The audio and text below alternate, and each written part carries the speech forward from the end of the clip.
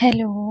Driving പഠിക്കണമെന്ന് ഒരുപാട് ആഗ്രഹിച്ചിട്ട് നാട്ടുകാരുടെയും വീട്ടുകാരുടെയും അങ്ങനെ എല്ലാവരുടെയും കുറ്റങ്ങളും പരിഹാസങ്ങളും പുച്ഛവും കേട്ട് പഠിക്കാൻ പറ്റാതെ പോയ ആളുകളില്ലേ, അവരോടാണ് ഞാൻ സംസാരിക്കുന്നത്.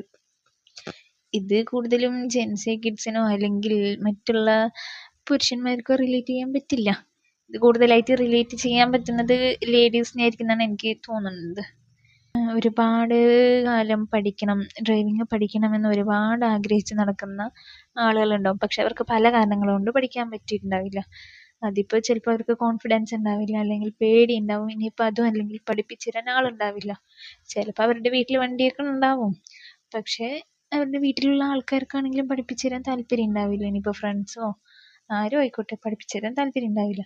നമ്മളാണെങ്കിലും അവരോട് ഒരുപാട് തവണ പഠിപ്പിച്ചു തരുമോ എന്ന് ചോദിച്ച് നടക്കും. പക്ഷെ അവർ പഠിപ്പിച്ചു തരില്ല, നമ്മളെ മൈൻഡാക്കുക പോലുമില്ല. അങ്ങനെ നമ്മൾ എങ്ങനെയെങ്കിലുമൊക്കെ ഒന്ന് പഠിക്കാൻ ശ്രമിച്ച് പഠിച്ച് വന്നു കഴിഞ്ഞാൽ നമ്മളെ തളർത്താനായിട്ട് ഇവർ വരും. അതിനൊരു കുറവും കാണിക്കില്ല. അതിനെ ഡീമോട്ടിവേറ്റ് ചെയ്യാനും കളിയാക്കാനും ഇങ്ങനെ തുഴഞ്ഞുകൊണ്ടിരുന്നു എന്ന് പറയാനൊക്കെ ഇവർ വരും. മറ്റുള്ളവരെ വെച്ച് കമ്പയർ ചെയ്യാനെല്ലാം വരും. ആക്ച്വലി നമ്മൾ ഇവരുടെ ഈ കളിയാക്കലുകളൊന്നും എന്താ പറയുക, മൈൻഡ് ചെയ്യേണ്ട കാര്യമില്ല. കാരണം എന്താണെന്ന് വെച്ചാൽ നമ്മൾ ഇവരോട് ഒരുപാട് തവണ പഠിപ്പിച്ചു തരുമോ എന്ന് ചോദിച്ച് പിന്നാലെ നടന്നു. അപ്പോൾ ഇവർ നമ്മളെ മൈൻഡ് ചെയ്തില്ല. എന്നിട്ടിപ്പോൾ നമ്മൾ ഒന്ന് മെല്ലെ പഠിച്ച് വരുമ്പോഴത്തേക്കും ഇവർ കളിയാക്കുന്നത് നമ്മളെന്തിനാണ് മൈൻഡ് ചെയ്യുന്നത്? നമ്മൾക്ക് ചിലപ്പോൾ ഒരു ദിവസം കൊണ്ട് പഠിക്കാൻ പറ്റില്ലായിരിക്കും അവരെ പോലെ. എന്നാൽ നമ്മൾ ചിലപ്പോൾ 1 മാസമോ 6 മാസമോ 1 വർഷമോ അങ്ങനെ ഒരുപാട് സമയം എടുത്തിട്ടായിരിക്കും പഠിക്കുന്നത്. അതിന് യാതൊരുവിധ കുഴപ്പമില്ല എന്ന് വിചാരിച്ചാൽ മതി.